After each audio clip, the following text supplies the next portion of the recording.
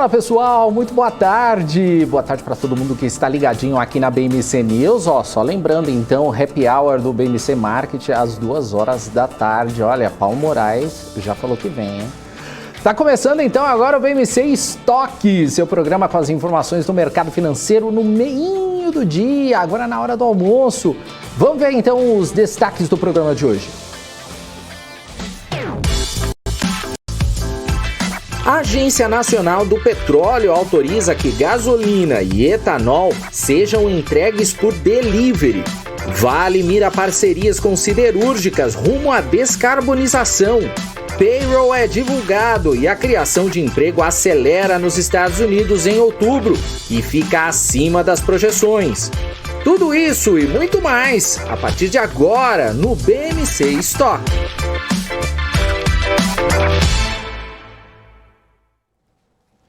É isso aí, a gente começa o estoque desta sexta-feira com o boa tarde para a Rana Beltrão. Boa tarde para você, Rana. Boa tarde, Daniel Morales. Boa tarde a todos que estão nos acompanhando, nesse sextou, para todo mundo ficar muito bem informado sobre os principais assuntos que estão movimentando o mercado financeiro.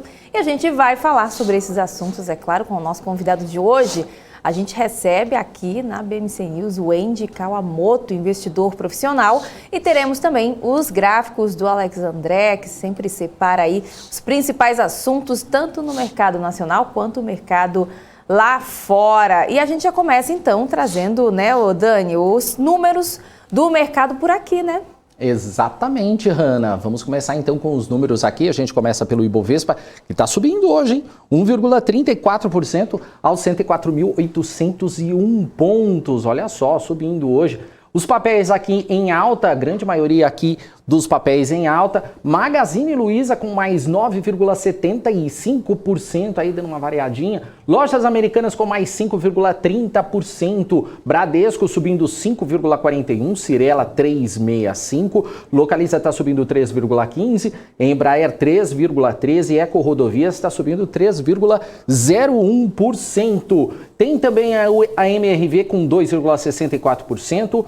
Tem também, que mais aqui? A gente tem Semig com 1,38%, Suzano Papel 1,16%, Ambev subindo também. Caindo agora, Cielo menos 2,55%, Gerdau 2,12%. Itaú Unibanco está caindo também, menos 1,99%, Gerdau 2,12%, Itaúsa também está caindo 1,66%. Os Minas também está caindo, Companhia Siderúrgica Nacional está caindo também, Vale caindo, Bradespar caindo. É isso aí, é assim que está a nossa sexta-feira. O dólar agora, o dólar está com queda de 1,43% aos R$5,56. É isso, Hanna, mas não para por aí, né? Tem mais. Pois é, a gente aproveita, para fazer o nosso giro internacional, começando lá pelas bolsas da Ásia, para a gente fazer recapitular como é que elas fecharam por lá. Xangai fechou em queda de 1%, assim como o Hansen também, queda de 1,41%, e Nikkei no Japão, queda de 0,61%. Já quando a gente vem aqui para o cenário na Europa, DAX na Alemanha, tá para fechar aí, tá operando em alta de 0,16%, FTSE no Reino Unido, alta também de 0,32%, CAC na França, alta de 0,73% e o índice Eurostoxx sobe 0,68%. Já quando a gente vem aqui para as bolsas norte-americanas, Dow Jones alta de 0,73%, S&P 500 também tem ganhos de 0,62% e Nasdaq sobe também 0,57%. Já vamos dar uma olhada aqui no barril do petróleo. Petróleo Brent sobe 2,63% a $82,67 o barril. E o petróleo WTI sobe 3,12% a $81,25 o barril também. E a gente aproveita, né, para seguir falando sobre o cenário lá fora, falando agora sobre a economia dos Estados Unidos, que criou 531 mil empregos não agrícolas em outubro, segundo informações aí do relatório de empregos não agrícolas, o payroll, do Departamento de Trabalho. E quem traz as informações é a nossa correspondente lá fora, nos Estados Unidos, a Giovana Locatelli, que está sempre de olho nos assuntos que estão movimentando, né, Giovana? Boa tarde para você.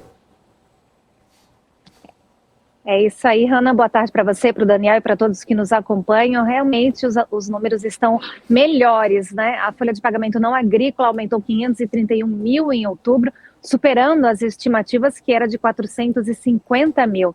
Os americanos também estão ganhando mais. A taxa de salários aumentaram aí 0,4% no mês e 4,9% em relação ao ano anterior. A taxa de desemprego caiu 4,6% aí, mostrando também um aumento em relação às estimativas. Lazer e hospitalidade lideraram a criação de empregos, seguidos por serviços profissionais e empresariais e também manufatura. E ontem a gente deu os números de pedidos de auxílio-desemprego que caíram, ou seja, numa avaliação geral mostra que tem mais americanos empregados, mais criação de empregos, e isso dá um cenário mais positivo para o setor de empregos aqui nos Estados Unidos. Daniel. Legal, Giovana. Outro assunto também que está agitando por aí é que o prefeito de Miami, o Francis Suárez, ele anunciou que vai receber o seu próximo salário integralmente em Bitcoin. E outros prefeitos foram na mesma onda, né? Como o de Nova York, o Eric Adams, que disse que planeja receber seus 3 primeiros salários na criptomoeda. Eu queria saber por que eles decidiram tomar essa decisão, Giovana. É mais um incentivo aí à criptomoeda, porque são incentivadores, né, da mineração, e, enfim, eu vou explicar tudo isso. O Soares disse que quer que Miami seja uma das mais modernas cidades do planeta. Ele foi bastante otimista e vai trabalhar para isso. Ele esclareceu que Miami, claro, não vai obrigar os funcionários da prefeitura a seguirem o exemplo dele, mas vai oferecer essa opção para os trabalhadores de optarem aí em receber o salário em Bitcoin, ou parte dele, ou na sua integralidade, mas vai deixar livre para quem quiser escolher. Lembrando, o Soares é um defensor da criptomoeda, inclusive tem buscado várias empresas da área de tecnologia para sua cidade, né? Como prefeito, ele estava recebendo um salário de $97 mil, isso já em 2018, segundo o New York Post. Soares não está sozinho, como você falou, essa semana aí, na quinta-feira, o prefeito eleito de Nova York, Eric Adams, disse que vai receber aí seus 3 primeiros olerites em Bitcoin. Isso dá ideia, né, Daniel? Lembrando que o Bitcoin e outras criptomoedas permanecem não regulamentadas aqui nos Estados Unidos, porém esse processo já está em andamento. E aí, Daniel, vai pedir a tua PLR em Bitcoin? Olha, você sabe que eu ia fazer a mesma pergunta para você, Giovana. Eu ainda não sei, tô meio em dúvida. E você? Olha, eu vou pulverizar meu investimento. Vou falar com a Paula, vou pedir uma parte em Bitcoin, outras 2 eu já tenho vou consultar o Saravalli para ver o que ele sugere. Vai que a moda pega. Vai que a moda pega, é verdade. Quem vai gostar dessa novidade é o Rafael Lara. Vai que a moda pega, é verdade. Nossa, já a gente pergunta para ele aqui nos bastidores. Valeu, Giovana. Obrigado. Até mais tarde. Vai que a gente vira, assim, uma referência no Brasil, né? Nossa, já pensou? Valeu, Giovana. Um abraço para você. Até mais. Boa tarde. Valeu. Tchau, tchau. Valeu. E a 3R Petroleum informou em fato relevante que definiu em R$ 33,00 o preço por ação da companhia no âmbito de sua oferta primária e secundária de papéis. A operação totalizou 2,4 bilhões de reais. Com a oferta, o aumento do capital social da empresa vai ter a emissão de 65,7 milhões de novas ações ordinárias. No âmbito da oferta secundária, foram alienadas 7,3 milhões de ações, no montante total de 240,9 milhões de reais. As novas ações vão passar a ser negociadas na B3 a partir de 8 de novembro, com liquidação física e financeira no mesmo dia. E falando agora sobre a Brasil Agro, que atua no setor de aquisição e desenvolvimento de propriedades rurais, que registrou lucro líquido de R$ 107.800.000 no primeiro trimestre da safra 2021-2022. O resultado representa um crescimento de 43% em relação ao mesmo período da safra 2020-2021.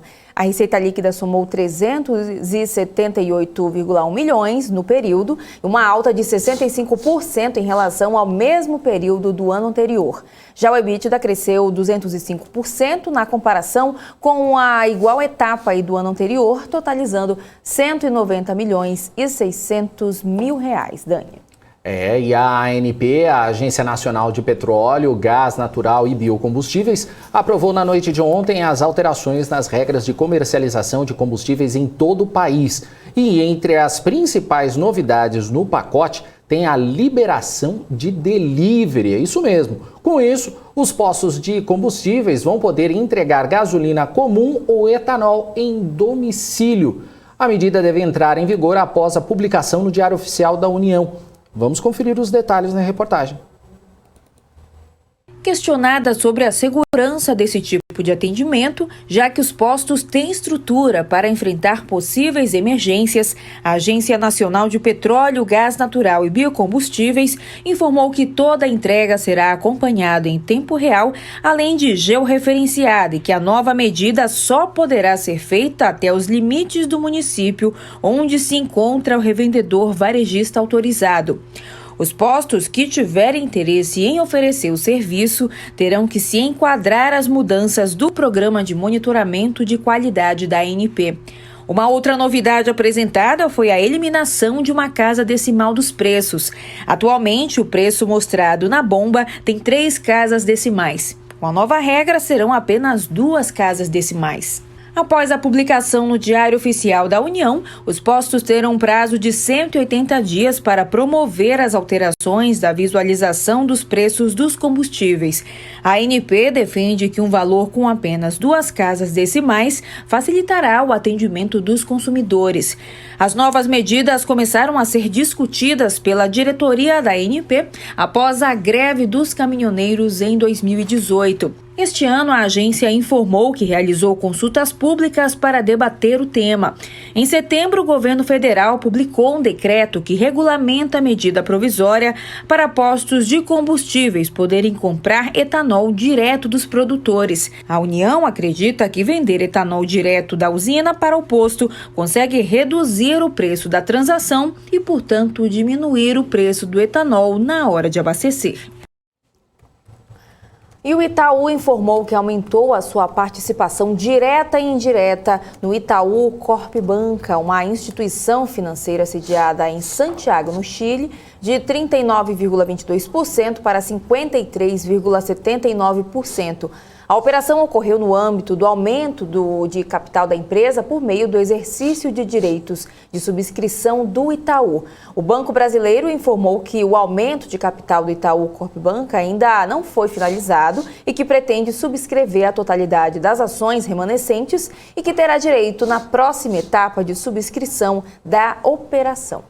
A Tegma informou que vai pagar 17 milhões de reais em proventos. O montante vai ser dividido em 12,8 milhões de reais em dividendos e mais 4,2 milhões em juros sobre o capital próprio. Para ter direito aos proventos, o acionista deve estar com posição comprada em 9 de novembro de 2021. As ações vão ser vendidas com ex-proventos a partir de 10 de novembro. Bom, vamos ver então quem que está aqui no nosso chat, né? Vamos lá, que o pessoal tá falante por aqui, né? O pessoal já emendou, até bati aqui, o pessoal já emendou a história da picanha com a batata frita. Não, mas o pessoal aqui adorou a sua reportagem sobre a gasolina delivery, o pessoal adorou. Adorou. Só que não, né? Marcelo Hermínio achou lamentável. O Orestes aqui falou R$15 o litro entregue em casa. Pois é, vamos ver como é que vão ficar esses preços. Vamos dar o nosso boa tarde aqui pro pessoal, o Acesso Médico por aqui, o Bruno Silva, o Andradas, Rafael Correia falando boa tarde, Raniales Beltreles. Eu me engasguei aqui, fui rir. Engasguei, pronto. Gente, ela tá passando mal agora. Tô passando mal aqui, mas tá ótimo. Maria Helena de Oliveira tá por aqui, Leonan Lopes, Galeria Riachuelo. Como assim, Galeria Riachuelo? Daniel, o que é melhor, estar vivo com muita idade ou estar morto? Que horror! Que horror, gente. Sexta-feira, um dia ensolarado e continuo engasgada. Mas, né, vamos animar sexta-feira, nada de... Você quer um tempinho? Não, passou. Já me recompus. Tá certo. É isso aí, ó, a Marlene Matos. Eu aceito, Marlene, aceito. Ó, Antes que eu engasgue de novo, água, aceito, coitada. né? Tá melhorando aqui, mas... É isso aí, o Hulk da Silva, legal, bom nome. Os nomes, né, são os melhores. Daniel, melhor são os nomes. O Anderson Felipe também tá por aqui, o Éder também, Rui das Neves, é isso aí, batata frita pra Paula. Pode ser também, daqui a pouquinho, 2 horas, hein, gente, não perca o happy hour do BMC Market. Quem mais tá aqui? Rodrigo Lopes, falando da picanha argentina no Pagode Jazz Market. Boa, muito bom, muito bom. Fernando Luiz, passa o endereço do Itaim. Só dá um Google. Rodrigo Lopes aqui, convida a Hanna para participar do pagode. O Ezequiel Santos colocou assim, água de coco para Hanna, por favor. Ou um gin tônica, né, pra Hanna, aqui, ó. Pois é. Gostei. Quem colocou isso? Cadê? O Alex Martins Cardoso. Gostei. Uma boa opção, Boa. Tamo junto, é nóis. José Walter, cadê a Oxi, né? Hoje a nossa Sandra, né, tá barra dentista, Sami está pode. no dentista. Mas se ela estiver acompanhando, Oxe pra você ela. já sabe que segunda-feira você está de volta. É e tem isso. também o fiscal da CVM agora, isso, né? tá sempre de olho aqui, é isso aí. Gente, obrigado aí pelo boa tarde. Mandem também suas perguntas aqui para a nossa programação, para o nosso programa. Afinal de contas, a gente tem entrevistado agora e o entrevistado está aqui nos nossos estúdios em São Paulo, que é o Andy Kawamoto, que é investidor profissional, já está aqui. Andy, muito boa tarde para você, seja muito bem-vindo. Boa tarde, Daniel, boa tarde, Hanna. Hoje a gente está aqui para bater a festa dos 35 mil, né? Opa, trazer um pouquinho de sorte de já novo. Chamando aí o povo. Mas é sacanagem falar de varejo depois do Carlos, né? Abração para o Carlos, meu amigo aí da 3R. É uma das feras do varejo aí do mercado, manja muito. Super prazer estar aqui. Não, o prazer é nosso você estar aqui, mas é sempre bom ter essas opiniões, por mais às vezes que diferem um pouquinho ou às vezes diferem muito, mas é sempre importante para quem está acompanhando, é sempre muito bom. Por isso eu já deixo até para o pessoal que está acompanhando aqui, já manda aqui a sua pergunta que a gente repassa aqui para o Andy. Eu queria começar falando um pouco do contexto macro, né? Qual o impacto para o varejo da alta da inflação e do aumento do endividamento do brasileiro? A gente está vivendo aí um período muito complicado, muito difícil, muito complexo, né? De cenário macro, político, afetando toda a cadeia, né, de abastecimento, prejudicando estoques, né? Que impacta principalmente o pequeno varejo, né, que é a maior parte do varejo aqui no Brasil. Ao mesmo tempo, o Carlos até pontuou isso mais cedo, né? A gente vem de um período também de um super excesso de liquidez, né? Então, os brasileiros, a gente tem que pegar um pouquinho também o comportamento, né, do brasileiro médio, classe C, que hoje, morando em regiões, né, um pouco mais baratas, afastadas dos grandes centros, né, eles dividindo em 4, 5 pessoas na família, com o próprio auxílio, né, no ano passado, 2, 3 pessoas da família empregadas, a renda familiar dessas pessoas da casa, não necessariamente família, mas da casa, ela aumentou, né? Então a gente vê níveis de poupança hoje altíssimos, né? E o operacional das empresas tem ido muito bem, né? O endividamento ele tem aumentando, a tendência é impactar sim o consumo, mas se a gente pegar valores, né, de duráveis e de valor agregado maior, por exemplo, automóveis, a gente percebe que as vendas têm caído muito, né? E isso sobra um espaço no wallet share, né, no espaço da carteira da mensalidade do brasileiro para ele gastar com um ticket médio menor, né? Então, esse cenário está tão complexo, está tão difícil que isso pode até beneficiar alguns players, beneficiar o consumo né, de ticket médio menor, por exemplo. Então, a grande verdade é que ninguém tem uma opinião correta, ninguém sabe direito o que vai acontecer, né, mas tem argumentos que podem ajudar no curto e no médio prazo, e que podem também inibir um pouco o consumo, né, que podem fazer com que o brasileiro segure mais um pouquinho. Mas eu também acredito que o varejo de rua foi o grande prejudicado dessa história, né? A gente, em São Paulo mesmo, tem um exemplo clássico desse impacto aí na região do Brás, por exemplo, né? O Carlos até comentou também da redução do fluxo na rua, né, contra o aumento do shopping. Então isso também impacta na questão da segurança, né, e na ausência de opções de lazer, né, que aumenta o fluxo para os shopping malls, por exemplo. Então, assim, num primeiro momento, ele pode ser desafiador, pode parecer um entrave, né, mas que também tem uma questão que pode beneficiar principalmente a levada do fluxo para as listadas, né, para as empresas que a gente tem aí na Bolsa. Uhum. E a pandemia, né, a gente acompanhou, viu que contribuiu, né, para que as empresas aprimorassem, né, os seus sistemas de vendas e e-commerces também. Essa volta integral das atividades presenciais, né, com a flexibilização, avanço da vacinação também, pode de alguma forma impactar o setor e as empresas que se destacaram nas vendas online?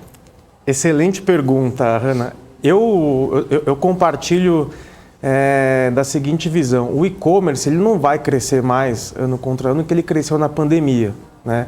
Eu acho que esse crescimento contratado que a gente teve aí, ele não vai acontecer mais em um ano, né? Muito pelo contrário. Eu acho que se a gente parar para pensar, 85%, 90% do varejo é físico, né? E a tendência agora é que a gente tenha uma volta para esse consumo físico muito mais acelerado, né? Outro ponto também é que a gente tem a entrada, o e-commerce acelerou a entrada da omnicanalidade, né? Que isso significa quem já era forte no físico entrou também no e-commerce, né? Então a super competição desse setor vai gerar uma destruição de valor no médio e longo prazo. Com certeza absoluta. Você vai ter que brigar por preço, vai ter que brigar por margem, vai ter que brigar por mídia digital, né? Então, o CAC, o custo de aquisição por cliente, ele só tende a aumentar, né?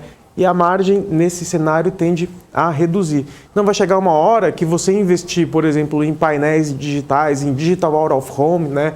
Uma eletromídia da Vidia, vai ter um impacto tão quanto ou até maior por real investido, né? Contra o investimento de digital, né? O fluxo ou o estímulo da conversão no ponto de venda físico, né? Que é a compra por consumo, que o shopping proporciona.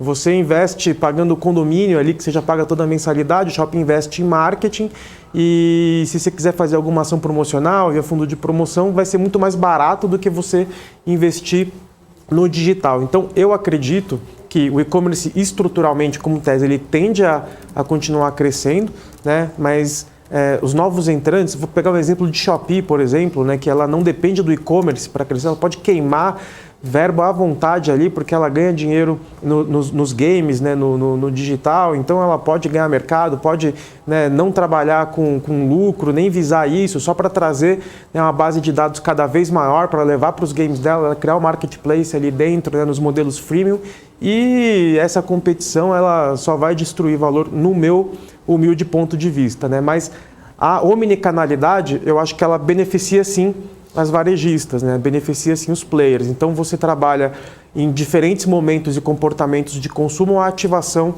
desse usuário, seja no físico, no digital, e um levando para o outro, né? Acho que essa integração dos canais, sim, ela tende a beneficiar os players que conseguirem operacionalizar isso bem. Uhum. Bacana. Agora, ontem saiu o resultado do BK Brasil, né, que mostrou aí sinais de recuperação, né, com a flexibilização do tráfego de pessoas e a normalização do horário de funcionamento dos shoppings. Outra empresa do setor é a IMC, né, que é a dona da rede Frango Assado e controladora, né, das marcas Pizza Hut e KFC aqui no Brasil. Qual que é a expectativa para o resultado da IMC e como você avalia a precificação do ativo?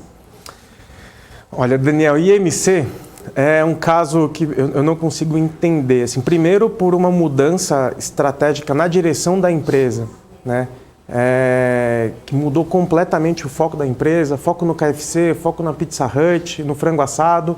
Né? Os impactos da pandemia nesses players foram muito graves. Né? Na pandemia, eu visitei mais de 55 vezes o frango assado para ficar vendo redução de custo, etc. Eu sou muito do campo, né? Eu visito muito campo. E eu não consigo entender como a empresa pode valer... Ela não vale nem a operação dos Estados Unidos sozinha hoje no valor de tela, né? Então, eu acho que você está levando o IMC hoje, KFC e Pizza Hut de graça aí nos preços atuais, né? Operacionalmente, a empresa ela só tem melhorado. A operação dos Estados Unidos é um exemplo disso, né? Primeiro, reflexo do aumento do turismo interno, né? Que aconteceu nos Estados Unidos muito forte, vai acontecer aqui também. Né? O dólar hoje é impeditivo, até a própria questão das vacinas ainda, né? O pessoal ainda está um pouco com medo, tal. Então o turismo interno tende a crescer muito. A IMC é muito bem posicionada, tanto no modal, né, rodoviário, quanto em aeroportos. Ela tem a própria operação, né, de alimentação nos aeroportos, em shopping centers. Então eu acredito que com um cenário de os concorrentes praticamente mortos, né, você não tem mais tantos players, principalmente de praça de alimentação, né, muita gente boa saiu na pandemia. A alimentação de rua, principalmente, foi a que mais sentiu, porque o movimento executivo segunda a sexta ele morreu praticamente. Então ela ganhou estrategicamente no mesmo raio que ela tem de venda, por metro quadrado de ABL que ela paga, é uma venda muito maior com delivery nesse cenário. Então, o mesmo custo de CAPEX para você montar uma loja hoje te dá um potencial de faturamento muito maior com as vendas digitais. Então, um setor que eu acredito que só vai se beneficiar da venda digital, por exemplo, é o setor de alimentação. Tá?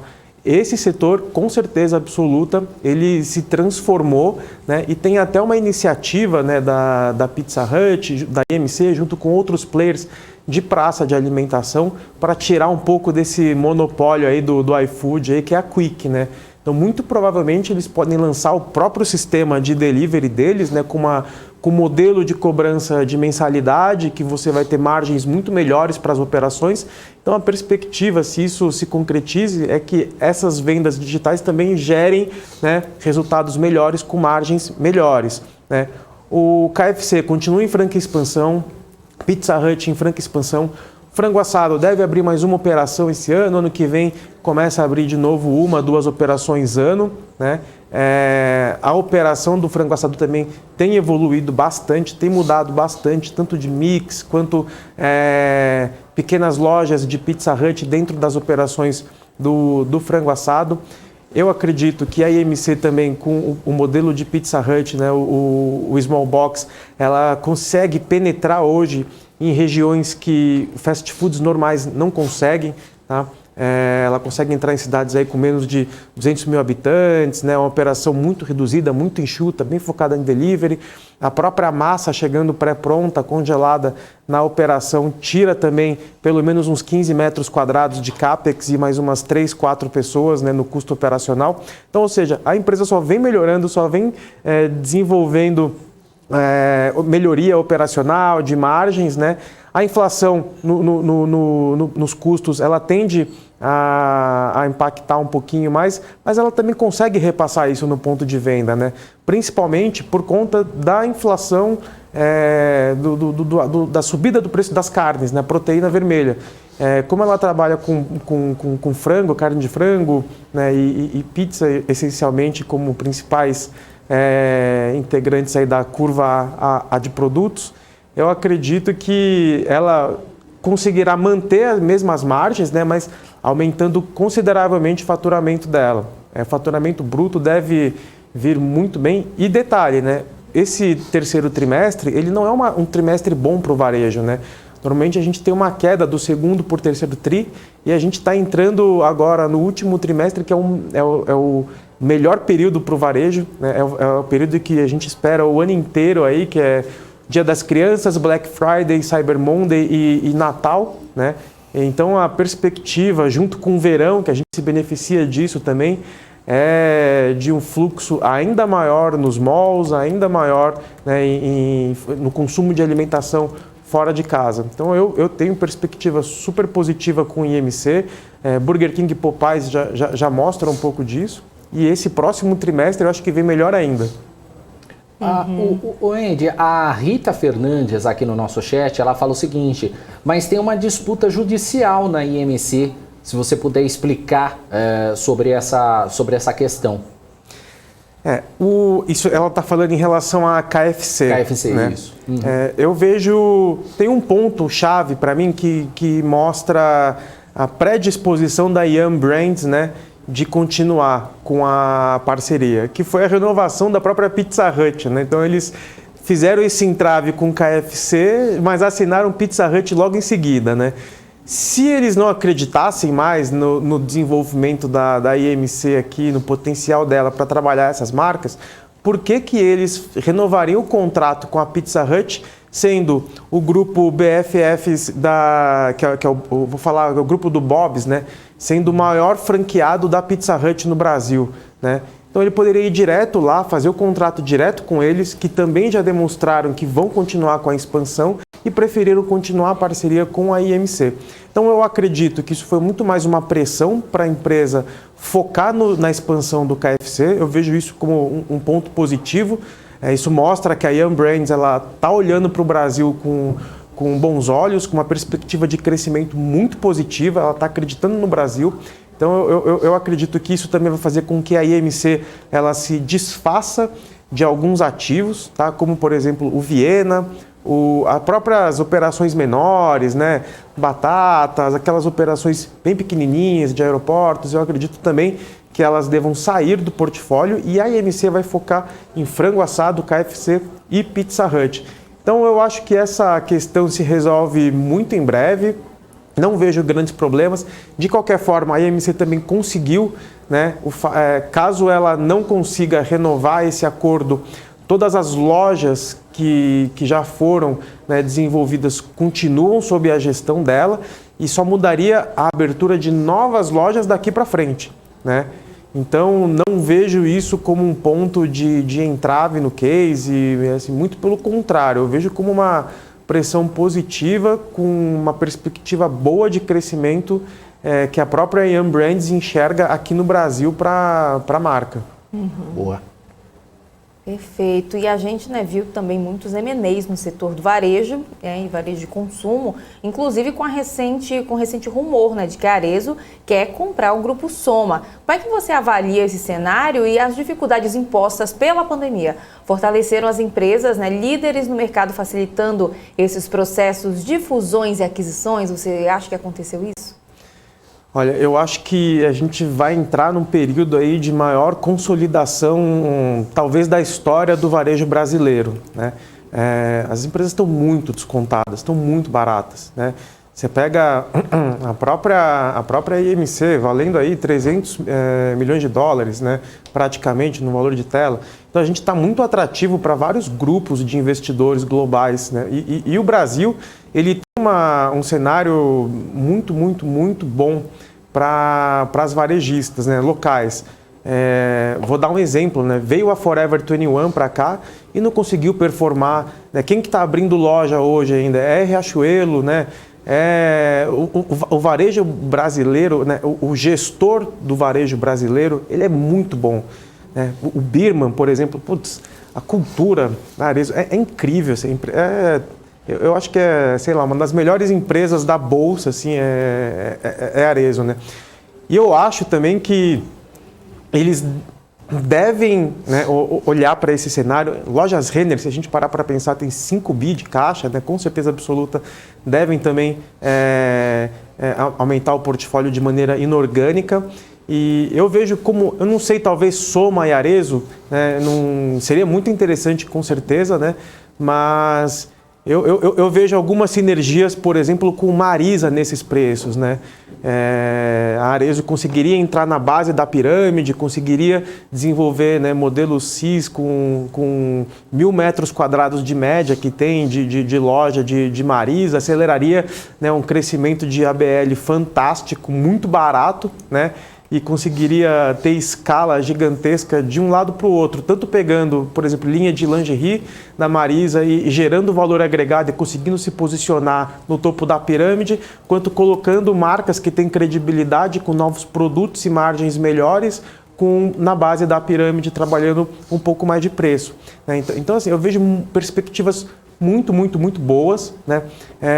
Não sei se realmente a Arezzo e Soma rolaria, né? É até uma inversão de tamanho, assim, né? Fica um pouco estranho, mas com certeza seria assim, uma consolidação tremenda no topo da pirâmide do consumo do varejo, né, de moda no Brasil.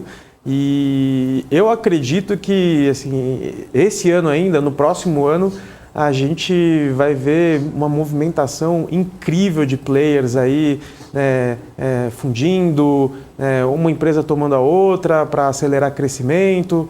Eu vejo isso com muito bons olhos, na verdade, né?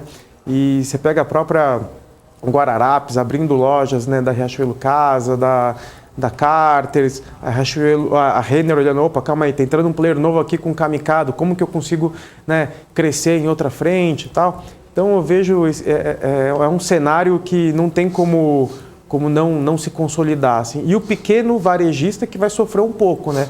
Com juros mais altos, vai tomar crédito caro, vai inibir, né, a entrada de novos players, fazendo com que as listadas ganhem cada vez mais share, né? Bacana. Agora, uma empresa que já divulgou resultados também foi a Multiplan.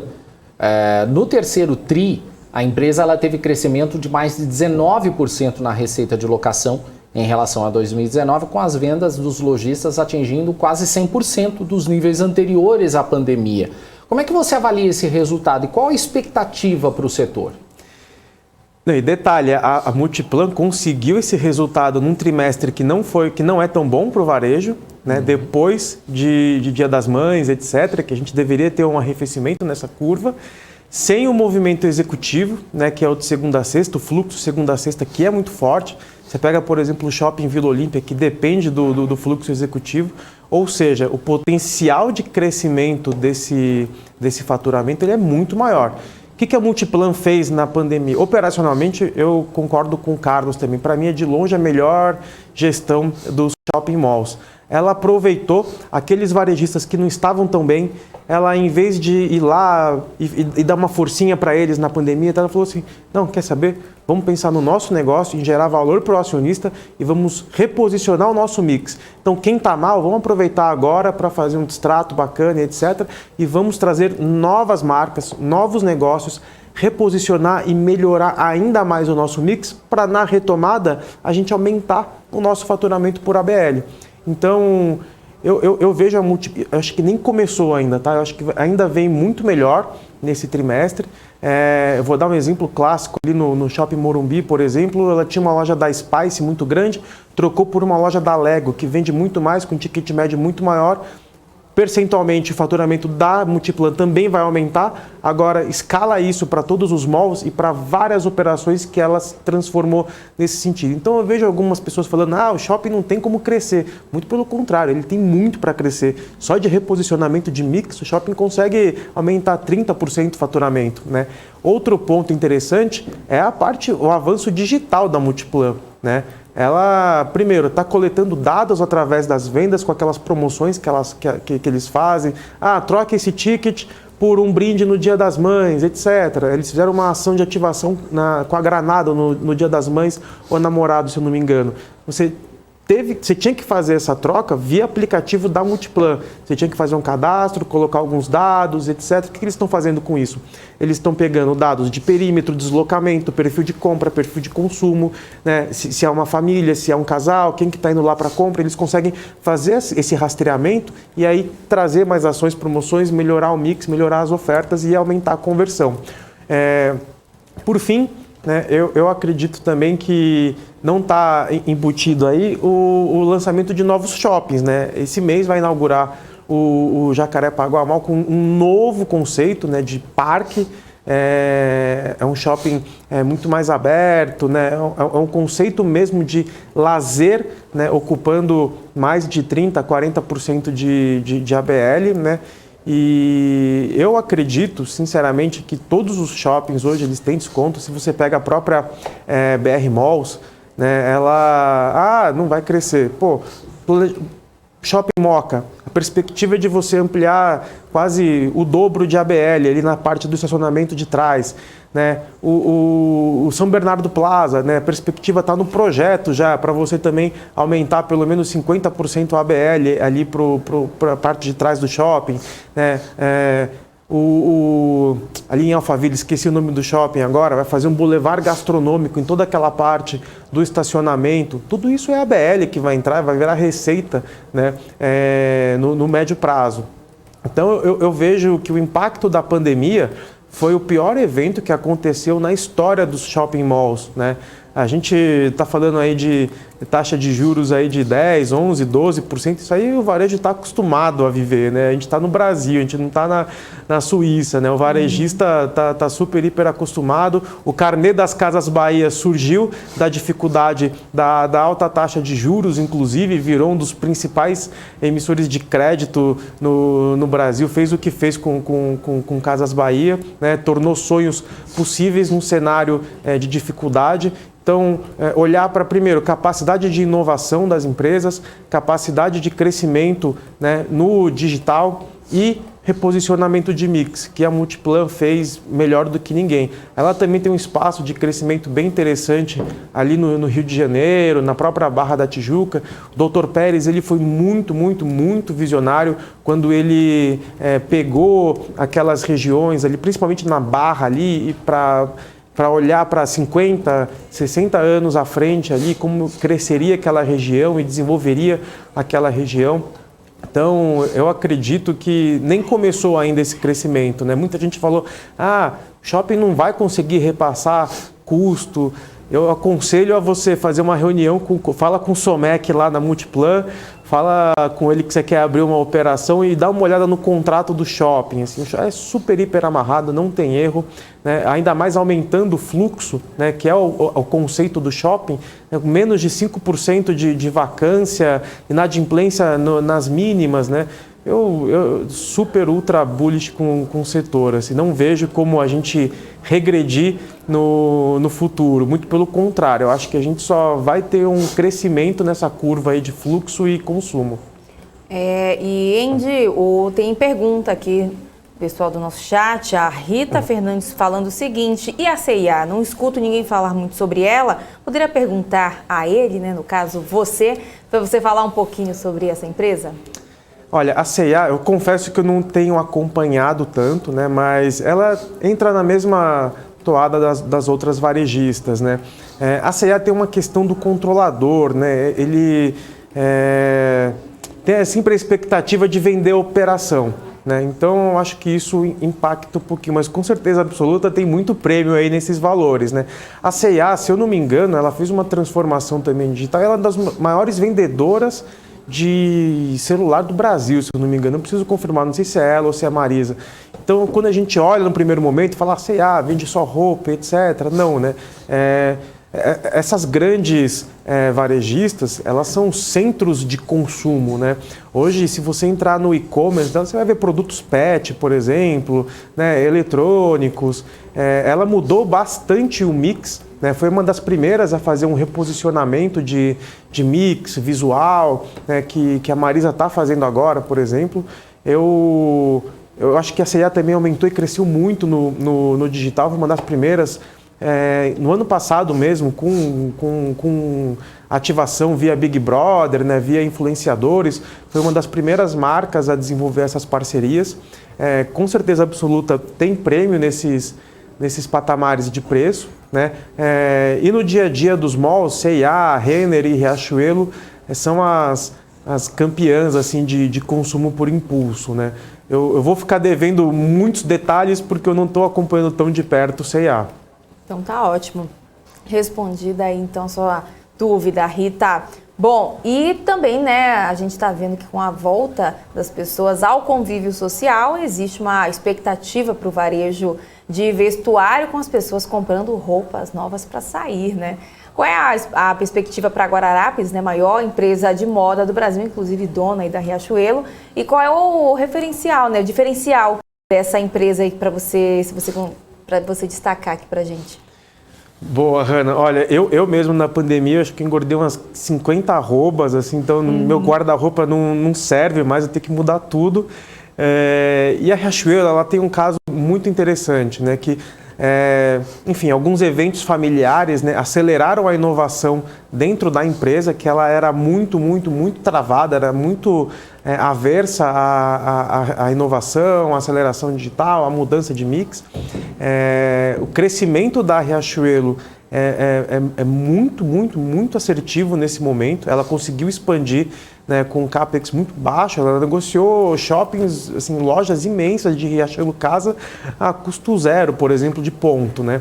E a loja da Riachuelo em si conta com um grande diferencial, que é a produção própria da Riachuelo. Ela nasceu assim, da produção própria, que garante margens maiores. E nesses períodos, né, que a gente tem uma cadeia de suprimentos comprometida no mundo todo, dólar alto, né, importação, o algodão também, né, nas máximas, a importação, quem precisa importar 100% do estoque vai sofrer muito mais. E aí entra uma vantagem espetacular da Riachuelo, que é a produção própria, que nesse momento ela consegue até aumentar um pouco mais do share de produção própria dentro das operações dela. Então sai de 30%, vai para 40%, isso garante para ela uma vantagem absurda de preço, que gera mais conversão, com um mix muito melhor, muito mais azeitado, muito mais desenvolvido, com base em um processo de cool hunting, né, que é uma pesquisa de tendência muito forte, de inovação,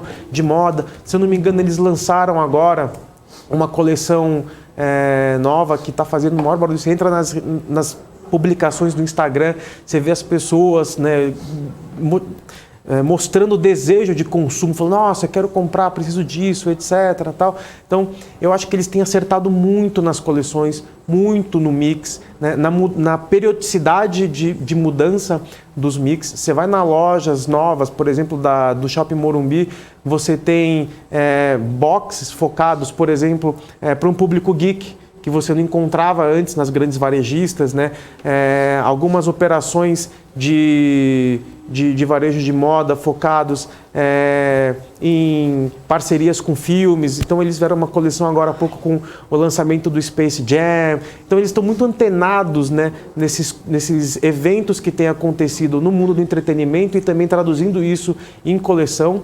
Eu acredito que Riachuelo, ela cresce não só com Carters, não só com Riachuelo Casa, mas com a própria operação de moda, com margens um pouquinho melhores, né? E tem outro ponto também, que é a financeira, que é a Midway, né? Ajustando um pouquinho essa parte da inadimplência, ela vira um dos maiores bancos digitais do Brasil, assim, né? Então tem muito valor embutido ali dentro. Nesses níveis de preço, eu acho que tem uma margem de segurança incrível, e ela é uma das que tende a surfar aí uma era de crescimento bem expressivo, tanto pelo macro, né, ajudando ela principalmente na parte de margem, essa parte de cool hunting que está muito bem feita, muito bem desenvolvida, né, esse mix que ela tem se desenvolvido. Então, vamos pegar uma comparação com o Renner, por exemplo. Kamikado já está super bem posicionada, né? Perspectiva de crescimento de Kamikado ela é um pouco mais limitada. Riachuelo Casa não, ela tem todo esse mercado para desenvolver e competir share com Kamikado, por exemplo. Começando do zero, né? Começando uma operação nova. Imagina a Riachuelo tendo que reformar as lojas, mudar mix. A essa altura do campeonato é muito mais complexo, muito mais difícil. Você começar, né, certo, entre aspas, de uma vez, é muito mais fácil para você ganhar escala. E a Riachuelo, né, em si, ela também está desenvolvendo a parte de omnicanalidade, assim, de uma maneira primorosa, está fazendo um trabalho muito bem feito, ajustando, tem muito para crescer e melhorar ainda, mas eu vejo uma perspectiva muito boa para a companhia nesse cenário. Legal, você também estava falando das principais, né? Citou também a Renner, que também é uma das grandes, né, do setor. Eu queria falar sobre a Renner. Como é que você avalia o alto caixa da empresa e a atual precificação dos ativos? Não, a Renner com 5 bi em caixa, é impressionante. Em algum momento ela vai crescer de maneira inorgânica, assim, não faz sentido ela ficar com esse caixa ali parado, né? Ou então, putz, com o aumento da taxa de juros, esse caixa vai render super bem. Se eu não me engano, é 1/3 do caixa de Sul América, por exemplo, que ela tem hoje, né? Isso é uma das maiores seguradoras de saúde. Não faz o menor sentido essa precificação, fora todo esse crescimento. A Renner é incrível, putz, assim, talvez uma das melhores gestões de vestuário de fast fashion, né, no Brasil. Empresa super redonda, os caras são muito bons, mas assim, muito bons. O mix dela espetacular. Esse exemplo, né, de você comparar, a Kiabi tentou entrar no Brasil, não conseguiu, Forever 21 tentou, não conseguiu. Cara, ninguém consegue tomar o espaço dela de maneira tão fácil. Eu acredito que a empresa, ela tem, eu acho que a própria Marisa seria uma bela sacada para ela conseguir expandir, né, fazer a própria Yukon ganhar também um pouquinho mais de share, entrando em modelos de lojas mais híbridas, né, com um mix mais híbrido, até para ela contra-atacar o avanço das concorrentes, né? Eu acredito que ela também deva fazer alguma aquisição em relação ao digital, né? Ela está olhando para isso, eu acredito que deve sair alguma coisa em breve. Com certeza absoluta, expectativa altíssima para alguma aquisição nesse cenário. 5 bi de caixa não faz o menor sentido ficar ali parado, alguma hora vai sair algum deal, com certeza. Vai ter alguma surpresa ali, né? Eu acho também, eu apostaria nisso. Pois é, e esse último ano, né, esse último trimestre, na verdade, do ano, que tem datas que são tradicionalmente fortes, né, para as vendas, como Black Friday, vendas também de final de ano.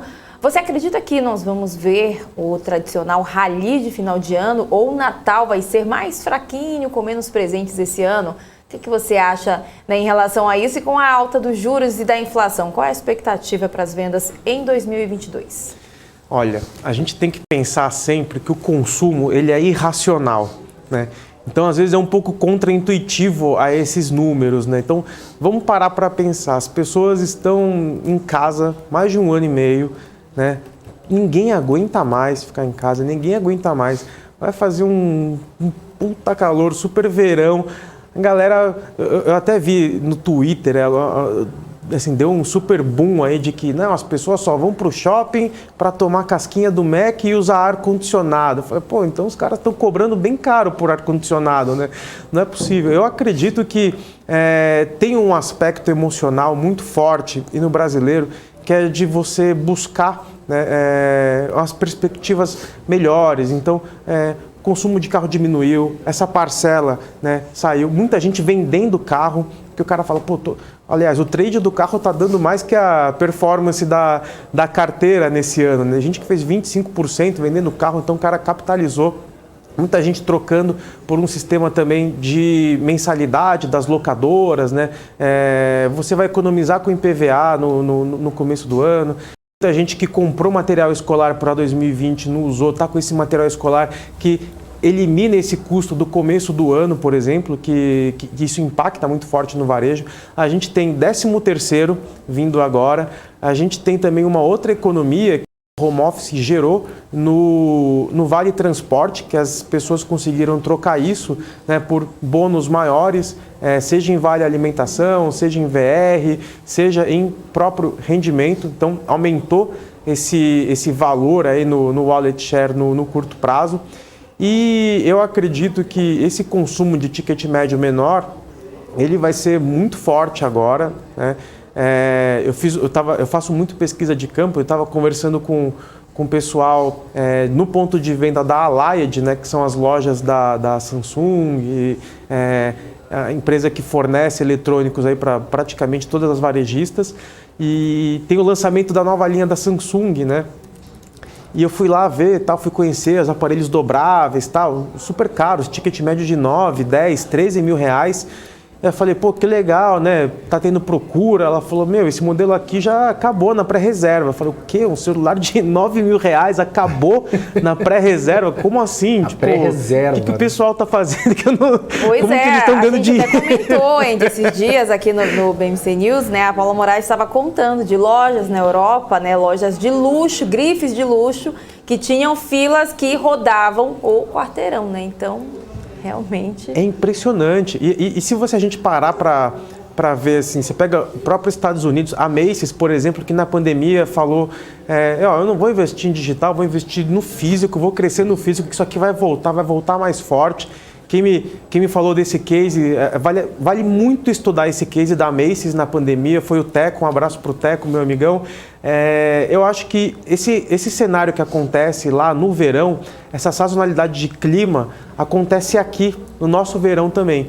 Então a minha perspectiva para esse fim de ano, para essa coisa emocional, a galera fala assim, quer saber, a gente, ano difícil, né, tá voltando agora, a gente conseguiu sobreviver, vamos fazer o amigo secreto aqui, presencial, todo mundo vacinado, né, vamos voltar para a vida, vamos pensar que a gente vai... Eu acho que a tendência é da gente ter um mundo mais off e menos on daqui para frente, né? As relações voltando, o calor do brasileiro. A gente não pode esquecer que a gente vai ter talvez o carnaval mais épico, né, da história no ano que vem. Essas férias agora vai movimentar o turismo de novo, né? Isso vai impulsionar também a abertura de novos empregos. A galera que estava... A gente tem um autônomo e com o MEI, né, a gente conseguiu formalizar o autônomo de certa forma, né? Então, a abertura de novos eventos para público, futebol vindo com 100% da capacidade de novo, isso vai estimular o autônomo de novo, o dinheiro vai circular mais, a gente vai girar mais o dinheiro, ele vai movimentar mais rápido na economia, isso vai acabar puxando a indústria no segundo momento. Quando a gente conseguir normalizar a cadeia global de suprimentos, né, eu acredito que melhorando e aumentando os níveis de estoque, a gente consiga, né, reduzir os preços aí, o dólar também impactando positivamente nesse cenário. Então, para mim, a gente está no pior cenário possível agora, né? Esses juros já estão contratados, né? Eu não vejo isso aumentando daqui para frente. À medida que as intenções de voto nas pesquisas vão ficando mais claras também, o mercado vai ficando menos ansioso, né, menos confuso, vai ficando mais fácil direcionar os caminhos possíveis e... assim, não importa quem que ganhe, o varejo, o empreendedor brasileiro, o gestor, o povo brasileiro. Eu sou muito otimista com o povo brasileiro. A gente sempre consegue dar um jeito de driblar as dificuldades, de inovar, né? É um povo fantástico em inovação, em resiliência.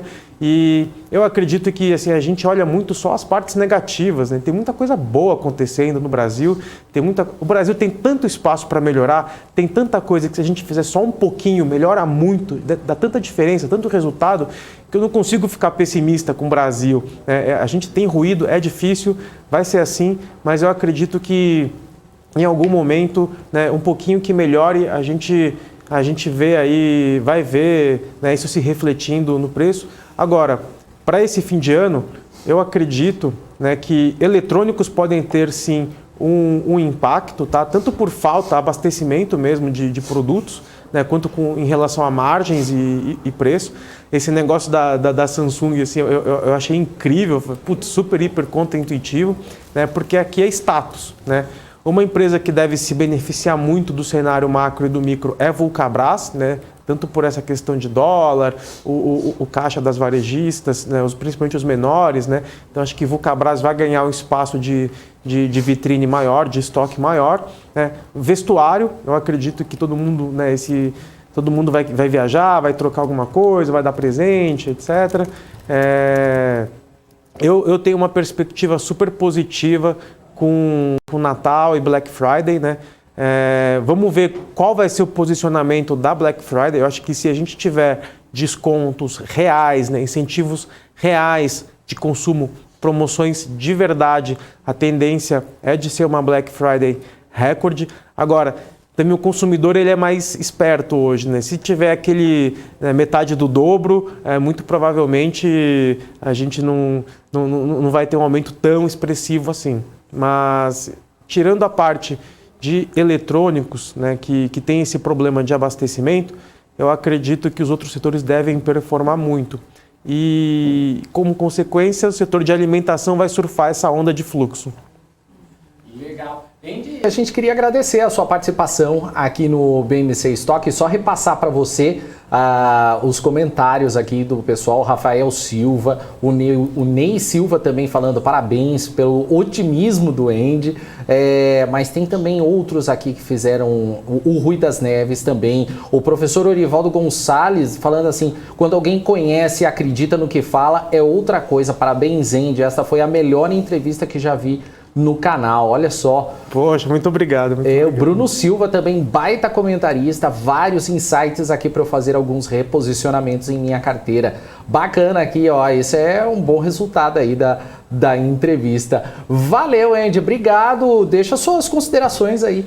Obrigado, Daniel, Hanna. Ó, pessoal, quem quiser pode entrar em contato direto, me procura no Twitter, Instagram. Eu acho que do lado de cá, continuar trabalhando bastante, continuar visitando os shoppings, as operações, falando com os players, conversando com os varejistas, para a gente acompanhar diariamente a perspectiva. Continuo sim seguindo otimista, eu acho que a gente está vivendo talvez um dos piores cenários. Pode cair a bolsa um pouco mais, pode cair, etc., mas eu não acredito que no médio e longo prazo esse cenário vai ser de deterioração total das companhias, muito pelo contrário. Agradeço demais a oportunidade e espero que a gente bata os 35 mil hoje aí. Vamos ver se eu dou sorte de novo. Vamos ver se dá sorte aí, ó. O Carlos Melo aqui, ó, #contrato Andy. É isso aí. O Rui das Neves, volta quando? Olha só. Tá vendo? Muito legal, obrigado, pessoal. Bacana. Obrigado. Valeu, Andy. Um abraço pra você. Bom fim de semana. Até a próxima. Tchau, tchau. Valeu. É isso aí, gente. Conversamos aqui com o Andy Kawamoto, ele é investidor profissional. Excelente entrevista aqui, o pessoal gostou bastante aqui, o pessoal ainda fazendo elogios aqui. Daqui a pouquinho, a gente só posicionando aqui o nosso Alex André, que vai trazer aí gráficos para essa sexta-feira. Antes disso, uma notícia que está no nosso portal bmcnews.com.br, que o governo anunciou nessa sexta-feira a redução temporária de 10% das alíquotas do imposto de importação incidente sobre grande parte das compras feitas pelo país no exterior. A medida vai valer até 31 de dezembro de 2022 e vai abranger cerca de 87% do universo tarifário do país, segundo os Ministérios da Economia e das Relações Exteriores em nota conjunta. Segundo a nota, a decisão foi tomada ao amparo do artigo do Tratado de Montevidéu do Mercosul, que prevê a possibilidade de adoção de medidas voltadas para a proteção da vida e da saúde das pessoas. O governo ressaltou que segue engajado nas negociações em curso no Mercosul para promover uma revisão ampla da tarifa externa comum. Essa notícia está no nosso portal bmcnews.com.br. Hanna Beltrão, temos mapa do calor, Hanna? Temos mapa do calor, com certeza, né? Trazer as atualizações para os nossos telespectadores, para eles saberem como é que a gente está nesse momento. Vamos lá dar uma olhadinha rapidinho aqui no Ibovespa, que está subindo agora 1,57%. Está agora aos 105.032 pontos, abriu aos 103.412 pontos, portanto o índice está subindo aí, recuperou esses 105 mil pontos. A gente vai acompanhar para ver se ele sustenta esse número ou sobe até um pouquinho mais, né, durante o pregão de hoje. Já aqui no nosso mapa de calor, a maior parte das empresas, né, portanto, com essa alta, estão aí na nossa ala verdinha já ia falar azul, não, como assim, gente? Ela tá azul também, né? Quando a gente fala que tá tudo no positivo aqui, tá subindo então a maior parte das empresas e com destaque aqui para Magazine Luiza. A varejista sobe agora mais de 12%, 12,45%. Em seguida tem Lame 4, Lojas Americanas, que sobe aí 7,07%. Em seguida tem, né, no mesmo bloco, Lojas Renner subindo 2,26%. E quem mais aqui no bloco, né, o que aparece até o momento é essa situação aqui do setor de varejo. Já quando a gente olha aqui para as construtoras, tem Cyrela subindo 4,46%, MRV também que sobe 2,91%. E os bancos também aparecem por aqui. BBAS3 sobe aí 2,13%. E agora do setor aéreo, Embraer sobe 4,38%, Ecorodovias 3,13%, Suzano Papel 1,40% de alta. Daniel tá tentando olhar aqui do meu lado. Vamos lá, Daniel Morales, dá uma olhada junto aqui. Vamos para o outro lado, então, né? A nossa ala vermelha do mapa. Gerdau, né? GGBR4 caindo 2,98%. E no mesmo bloco tem também Uzi Minas, que cai 2,28%. Peraí, muita calma nessa hora, que toda hora fica mexendo aqui, a apresentadora fica com os cabelos em pé. Itaú está caindo 2,50%, Cielo caindo agora, não consigo acompanhar. Cielo agora já sumiu aqui da minha vista. Vale, então, está caindo 1,78%. Mas antes da gente chamar rapidinho, calma aí, Alex André. Só falar aqui rapidinho do dólar, que está caindo 1,48% e está agora aos R$ 5,51. Será que agora Daniel Morales vai, enfim, dar um abraço no Mickey? Coloque aí no nosso chat se você acha que vai rolar essa Disney aí, já que esse dólar tá caindo, né? A gente espera que caia cada vez mais, né? Favorecendo o nosso cenário aqui da economia. Pois Falei bonito, Daniel Morales? Falou bonito. Até vi se você tava colando aí, mas não tava não. Valeu, Hanna. Agora tá na hora das análises, os gráficos de Alex André, que já está aqui nos nossos estúdios ao vivo. Boa tarde para você, Alex. O que a gente tem hoje? Ótima sexta-feira, Daniel, Hanna. Hoje temos gráficos, né? Sempre com muita informação para todo mundo aqui do BMC Stock que nos acompanha hoje na sexta-feira. Vamos colocar os gráficos aqui na tela, então, para a gente comentar um pouquinho mais, né, do que nós temos para hoje, né?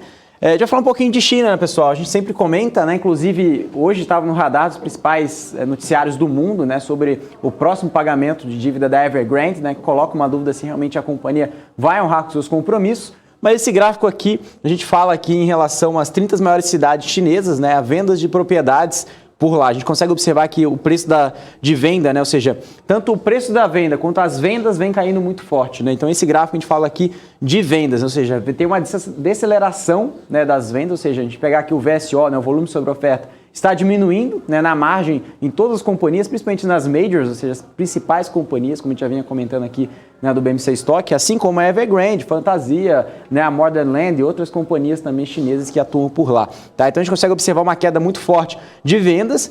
E quando a gente fala de uma queda de vendas, drasticamente também a gente consegue observar um movimento negativo, que é o preço das casas novas, né? Ou seja, que também é negativo. Ou seja, se não consegue ter uma força de venda maior, tem que diminuir o preço para ter vazão, né? Ou seja, para ter venda. Então, uma aceleração de preços também causa, né, uma queda de vendas consequentemente. Então a gente vê esse mercado desvalorizando ao longo dos últimos meses, não é de agora, claro, mas essa linha aqui, a vermelha, a gente consegue ver uma média, né, das últimas 4 semanas, ou seja, uma média de um mês das 30 maiores cidades chinesas, né, vendas de propriedades por lá. Tá? Aqui também essa linha mais azul, aqui mais escura, acho que não dá para ver muito aqui na tela, mas essa linha aqui azul embaixo representa o volume. Então, o volume também tem caído, né, marginalmente ao longo dos últimos meses. A gente está vendo aqui desde abril até agora, em outubro, no começo de novembro, vendas diminuindo por lá. Tá?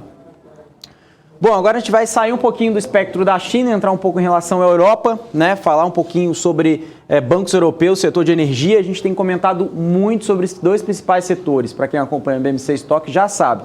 Energia, né, a parte de energy, a gente fala principalmente em relação, né, a petróleo e outras commodities por aqui, né, ou seja, a cesta, né, de commodities, né, da Bloomberg tem registrado recordes históricos, né, de rentabilidade, inclusive até batendo a S&P 500 no year to date.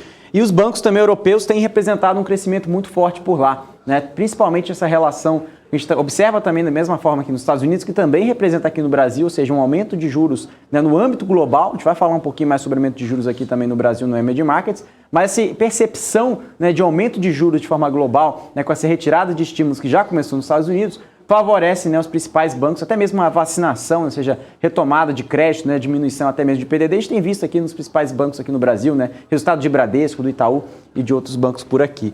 Né? Mas a leitura em geral, né, a gente coloca aqui nessa linha azul né, o MSI Europa, né, bancos e energia, né, o EPS Forward, né, 12 meses, ou seja, o EPS, seja, o lucro por ação projetado nos próximos 12 meses dos setores de bancos e energia da Europa. Então a gente consegue observar uma tendência positiva, ou seja, para cima desses dois setores, ou seja, os analistas continuam muito otimistas com esses dois principais setores por lá, até mesmo quando a gente consegue observar em relação, né, seja, os bancos europeus do setor de energia comparado ao mercado. Né? Então a gente consegue observar que esses dois setores têm outperformado, né, o mercado ao longo dos últimos meses, principalmente desde setembro para cá, a gente tem visto ali uma grande força ali compradora e ainda continua com um movimento muito positivo. A gente tem aqui esse gráfico desde janeiro desse ano, né, ou seja, os earnings crescendo, ou seja, os earnings sendo revisados para cima, os papéis também de bancos e energia também vendo acompanhando esse movimento por lá e também serve aqui no Brasil principalmente, tá?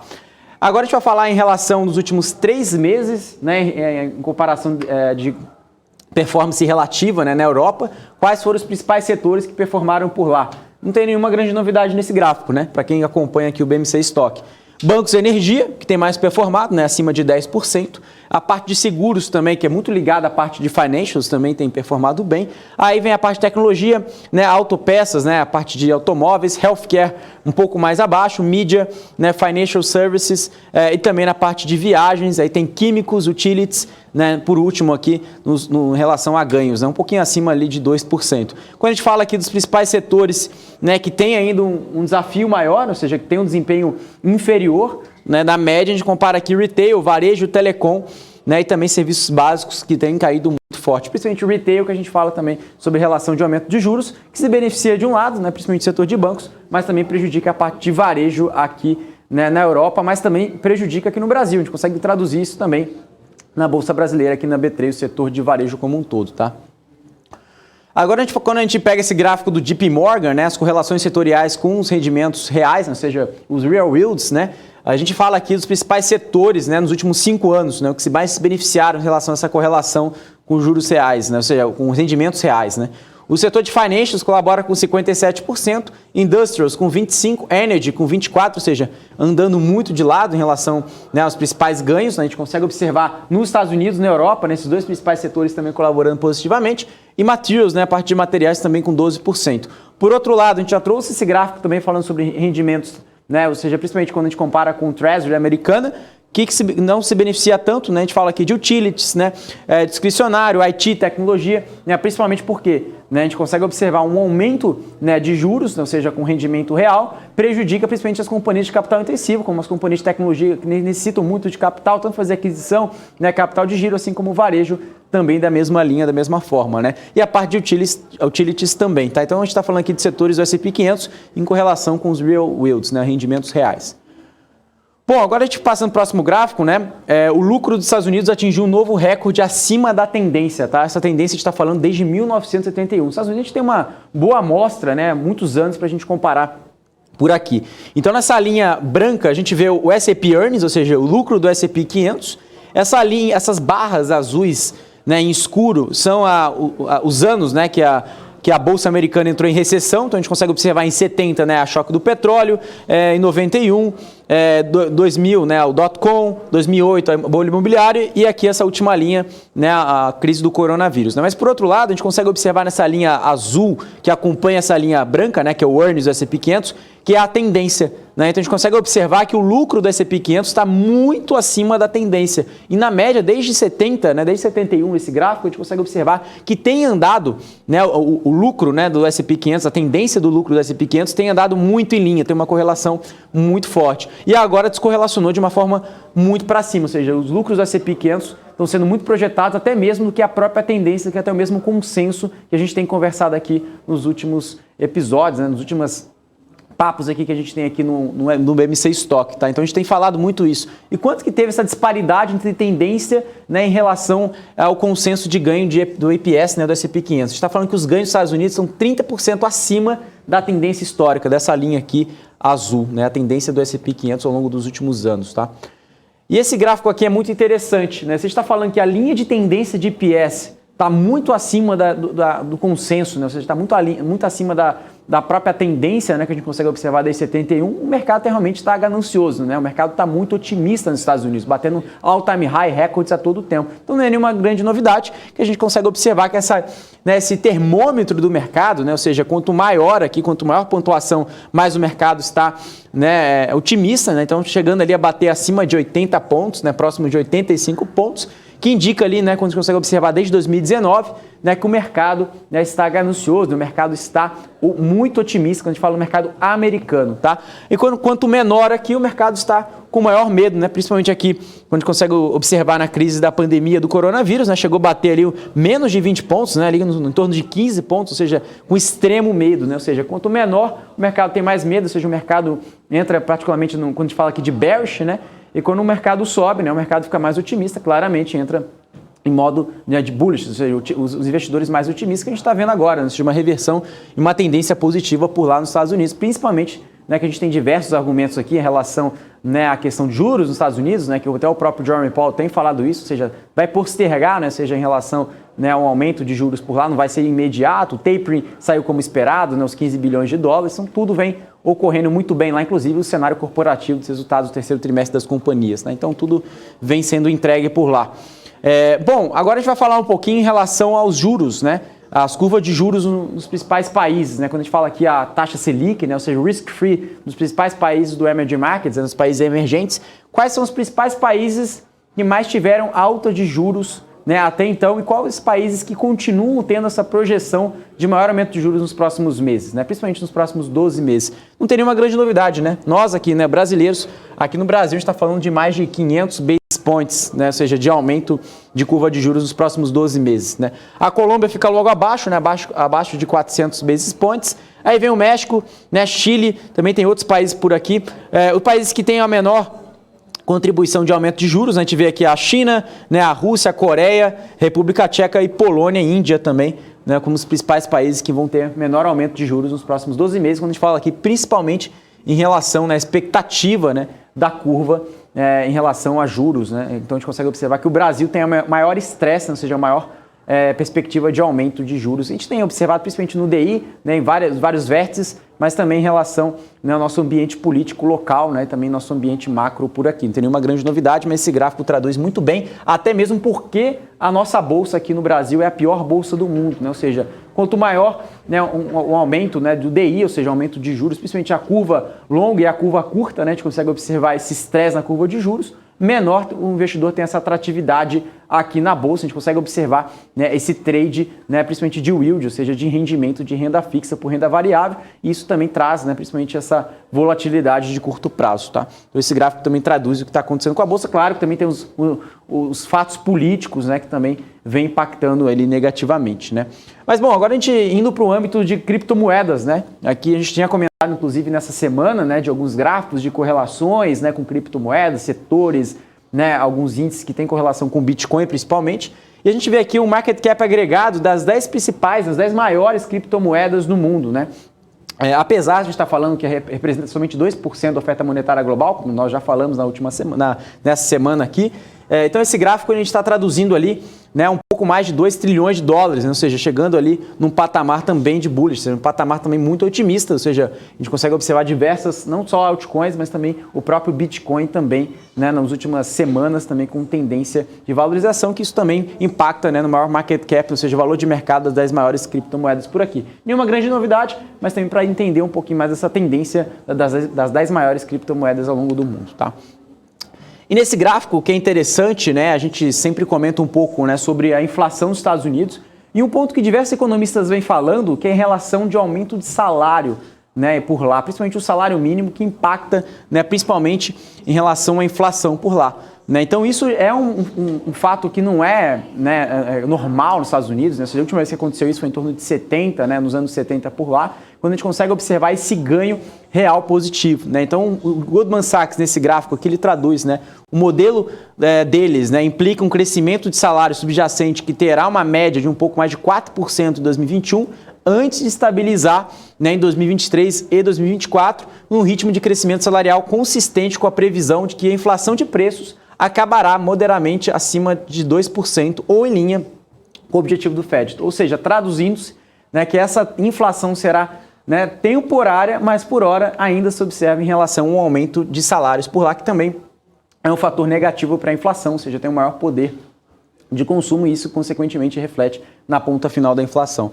Então, esse gráfico a gente consegue traduzir aqui, né, ou seja, o forecast, né, ou seja, a expectativa do Goldman Sachs, ainda que tenha um aumento, né, de rendimentos aqui de aumento de salário, mas depois ali, né, em torno de 2023, 2024, principalmente uma diminuição, e isso sim traz um alívio maior para a inflação americana. Tá? Isso que também tem ali um maior consenso do mercado, que espera-se que a inflação seja transitória nos Estados Unidos também e em alguns ambientes ali, nas principais regiões do mundo. Tá?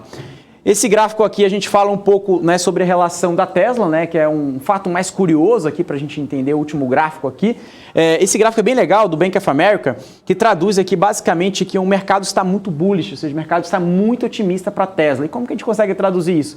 Com relação às opções negociadas por lá. A maior parte das opções negociadas nos Estados Unidos, ou seja, está falando de 84% de todas as opções que estão sendo negociadas nos Estados Unidos, são opções de compra, ou seja, opções que se beneficiam com a alta do ativo. E somente, né, 16% de put, ou seja, opção de venda, né, que se beneficiam com a queda do ativo. Né? A gente está falando aqui nessa semana, na última semana. Tá? Quando a gente pega aqui alguns dias, né, ou seja, dia 25, 26, 27, a gente consegue ver que essa tendência está em torno de 83% e 85%. Né? Então tem a maior parte do mercado tendo ali a maior propensão, né, de compra de calls do que compras de put, quando a gente fala da Tesla em si nos Estados Unidos. É um fato mais curioso por aqui. Tá? A gente está falando de valores ali que ultrapassam em torno de 45 bilhões de dólares quando fala aqui no mercado de opções da Tesla, tá bom? Então esses são os principais gráficos por aqui, Daniel e Hanna, sempre atualizar você investidor para tomar a melhor decisão para os seus investimentos, né, Daniel? Valeu, Alex. Obrigado então pela participação aí. Bom fim de semana, até segunda. Obrigado. Bom final de semana para todos vocês. Hanna, tchau, tchau. Tchau, tchau, Valeu. Alex. Obrigado. Bom, a gente segue aqui, então, trazendo as principais notícias e agora falando também sobre a temporada de balanços. A JHSF divulgou o seu balanço do terceiro trimestre deste ano, registrando um lucro líquido de 213,8 milhões de reais, uma alta de 23,1% na comparação com o terceiro trimestre do ano passado, quando teve um lucro de 173,7 milhões. O EBITDA ajustado ficou em 265,6 milhões de reais, o que representa 17,2% a mais do que os 226,6 milhões apurados no terceiro trimestre de 2020. Já a receita líquida aumentou 35%, saltando para 476,3 milhões de reais. A margem EBITDA ajustada caiu 8,5 pontos percentuais, indo para 55,8%. Todos os segmentos avançaram e, em especial, o segmento de incorporação, que apresentou um aumento de 14,8%, indo a 331,4 milhões de receita líquida, ou 69,6% do total da receita do grupo no trimestre. O segmento de shoppings conseguiu avançar 86,7% na receita líquida para 45,4 milhões de reais, enquanto o segmento de varejo mais digital quase quadruplicou a sua receita com acréscimo de 266,3%, indo para 27 milhões e 700 mil reais.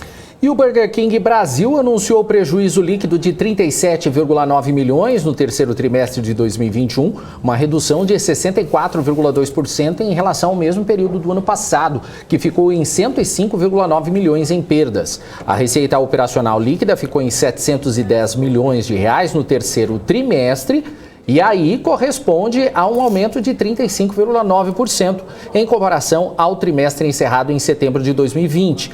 O EBITDA ajustado teve resultado positivo de 85,4 milhões, ante EBITDA negativo de 11,4 milhões no trimestre entre julho e setembro de 2020. O Burger King apresentou prejuízo líquido de 297,5 milhões nos 9 primeiros meses do ano, resultado 14,6% menor que no período entre janeiro e setembro de 2020. A receita operacional líquida ficou em R$ 1.840 bilhões, aumento de 25,7% em comparação aos 3 primeiros trimestres do ano passado. O EBITDA ajustado, por sua vez, ficou em 64,2 milhões, revertendo o resultado negativo de 89,6 milhões no terceiro trimestre de 2020. E visando parcerias para a descarbonização, a mineradora Vale está em fase de negociações com empresas siderúrgicas que representam 30% da produção global em meio à corrida para despoluir as operações. Confira os detalhes na reportagem. A segunda maior produtora mundial de minério de ferro assinou memorandos de entendimento com 8 dos 20 maiores clientes para desenvolver soluções como a redução do uso de sintetização no processo de fabricação de aço. Os 20 clientes correspondem por 40% das emissões de escopo 3 da Vale. O mais recente foi anunciado nesta quinta-feira com a coreana POSCO. Acordos semelhantes estão em vigor com a Hyundai, com a Ternium na América Latina e outras 3 siderúrgicas localizadas na Ásia. O acordo entre essas empresas tem como objetivo central enfrentar o maior desafio para mineradoras em busca do chamado Net Zero, que são emissões líquidas zero, além de encontrar maneiras menos poluentes para processar minerais. A Vale quer alavancar a pressão crescente de investidores para descarbonizar a indústria do aço, que responde por cerca de 8% das emissões globais. A siderurgia representa 94% das emissões de escopo 3 da Vale, que respondem por 98% das emissões totais da empresa. A Vale, que também trabalha na descarbonização do transporte marítimo, tem como meta um corte de 15% nas emissões líquidas indiretas absolutas em relação a 2018, com a ajuda de compensações de carbono. As parcerias com siderúrgicas ampliam os esforços da mineradora brasileira para desenvolver produtos ferrosos mais limpos. A Vale espera que as metas de carbono se tornem ainda mais restritivas após a COP26, levando siderúrgicas a acelerarem os planos para reduzir as pegadas de carbono. E a conversão de ações da Iguatemi, nova denominação de Gereissati Participações, e da Iguatemi, empresa de shopping centers, a IESC, na Nova Iguatemi, terá o seu cronograma antecipado, isso segundo o comunicado enviado ao mercado. A database para a determinação dos acionistas da IESC, que vão fazer jus aos units emitidas na operação, vai passar a ser no dia 19 de novembro de 2021, que também vai ser o último pregão de negociação das ações da IESC, sendo as referidas units creditadas na posição dos acionistas de IESC no dia 24 de novembro de 2021. O início das negociações das units na Bolsa Brasileira será no dia 22 de novembro. Hanna. E a Suzano, empresa do setor de papel e celulose, informou hoje que estima investimentos adicionais de 4 bilhões e 600 milhões de reais no projeto Cerrado.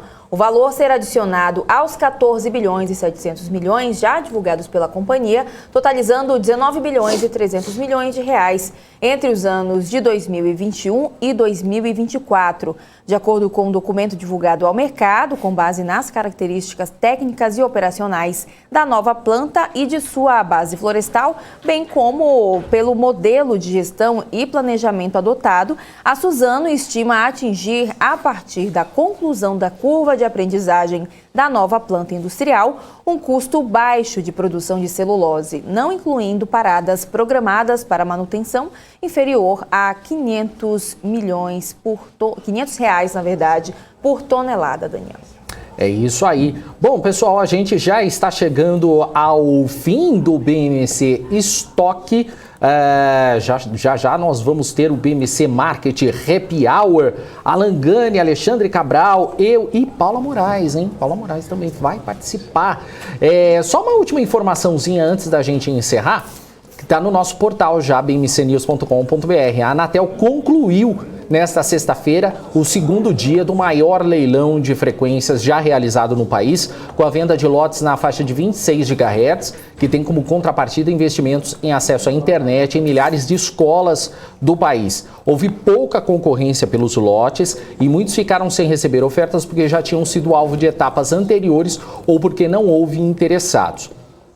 A frequência de 26 GHz tem maior capacidade na transmissão de dados e é tida como ideal em aplicações desenvolvidas para tecnologias como internet das coisas e automação industrial. Na véspera, a Anatel vendeu licenças para as faixas de 700 MHz, 2,3 GHz e 3,5 GHz. A Claro, do grupo América Móvil, conseguiu 2 lotes nacionais. A Telefônica Brasil obteve 3 lotes. A TIM venceu em lote nacional, mas com contrato de 10 anos e outorga de 27 milhões de reais, além de alguns lotes menores relativos às regiões Sul, Sudeste e também no estado de São Paulo. As ações da Telefônica Brasil operavam com estabilidade próximo do meio-dia. E a operadora Algar Telecom conseguiu 5 lotes, também regionais, enquanto as menores Flylink e Neco Services venceram 1 lote cada.